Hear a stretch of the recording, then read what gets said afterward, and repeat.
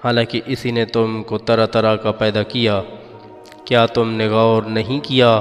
کہ خدا نے 7 آسمان اوپر تلے کیوں کر بنائے،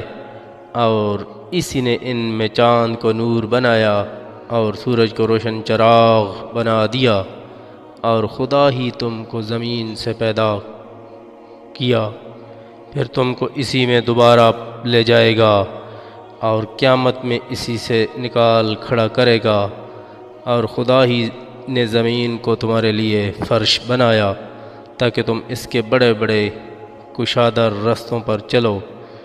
پھر نوح نے عرض کی، پروردگار، ان لوگوں نے میری نافرمانی کی اور ایسی کی پیروی کی جس کے مال اور اولاد نے اس کو نقصان کے سوا کچھ فائدہ نہ پہنچایا، اور انہوں نے میرے ساتھ بڑی بڑی